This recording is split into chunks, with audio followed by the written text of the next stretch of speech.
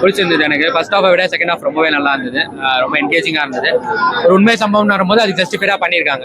Writing and நல்லா கொடுத்துருக்காங்க. ஆக்சுவலாக ஆதரவா வந்துட்டு கொஞ்ச நேரம் தான் வருவார். பட் அவர் தான் முக்கால்வாசி, அவர் இருக்கிற வரைக்கும் அவர் தான் முக்கால்வாசி ஸ்க்ரீன் ஸ்பேஸ்.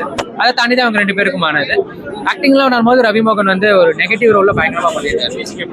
சூப்பரா பண்ணியிருக்காரு. GV100க்கு வந்து ஜஸ்டிஃபை பண்ணிட்டாரு. ஃபர்ஸ்ட் ஹாஃப்ல அந்த லவ் பொசிஷன்லாம் அனாவசியம் தான், அதை தவிர்த்திருக்கலாம்.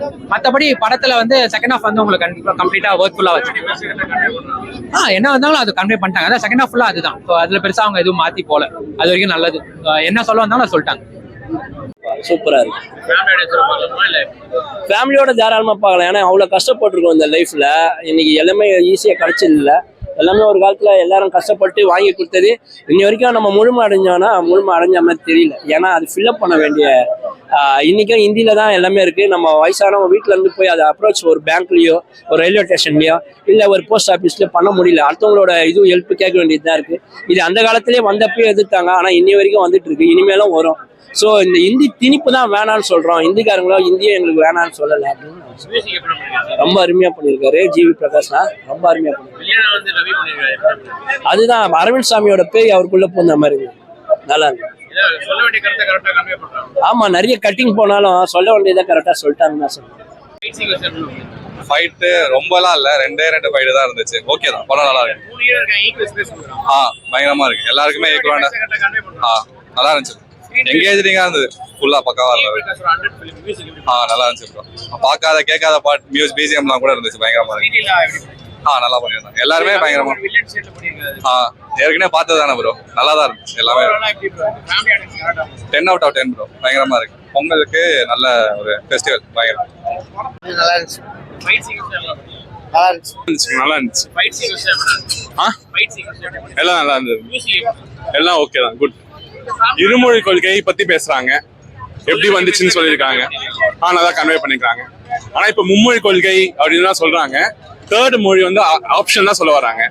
ஹிந்தி திணிப்பு அதெல்லாம் இல்ல. ஸோ 3rd மொழி இப்ப கத்துக்கலாம் தான் நினைக்கிறேன். எனக்கு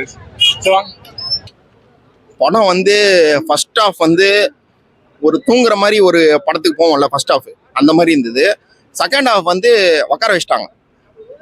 second half super. First half வந்து பிலோ ஆவரேஜ். ஈக்குவல் ஸ்பேஸ் இருக்கு. பட் நமக்கு எது பிடிக்கும்னு இருக்குல்ல. ஓவராலா பிடிக்கும்னா அதர்வாது பிடிக்கும். அதுக்கப்புறம் எஸ்கே இது பிடிக்கும். எனக்கு என்னன்னா எஸ்கே வந்து இந்த கேரக்டருக்கு ஓவராலா பார்க்கும்போது செகண்ட் ஹாஃப்ல அவர் ஸ்கோர் பண்ணிட்டாரு. பட் ஃபர்ஸ்ட் ஹாஃப் வந்து ஓவர் லவ் ஆயிடுச்சு. அது லவ் சீனுங்கிறது வந்து புதுசாகவும் இல்லை. சரி, பார்த்துதான் ஆகணும் எப்படிதான் இருக்குன்னு. அதனால பார்த்தோம், அவ்வளோதான் ப்ரோ. அவருக்கு நல்லா இருக்கு. சீரியஸா சொல்றேன். அவருக்கு வந்து அவரோட எமோஷன் எப்படின்னா ஃபுல்லாவே முடிச்சுட்டே தான் இருப்பாப்புல. நல்லா பண்ணியிருக்காரு. தண்ணி உருவனில் எப்படி பண்ணியிருப்பாரு அதை வந்து நான் திருப்பி பார்த்தேன். இவர்கிட்ட என்ன மிஸ்ஸிங்னா அது மட்டுமே தான் அவரது கோரா இருந்தது. அதை தாண்டி எதுவுமே இல்லை. மியூசிக் ஜிவி இது 100வது படம். இட்லி கடைக்கு பாட்டுலாம் எப்படி இருக்கும்னு இது வரைக்கும் நான் கேட்பேன். பட் பிஜிஎம்ல பயங்கரமா பிச்சுட்டாரு. பாட்டுல வந்து அடி அலையன்னு ஒரு பாட்டு வரும், அது பயங்கரமா இருந்தது. பட் மற்ற பாட்டு எதுவும் எனக்கு செட் ஆகல.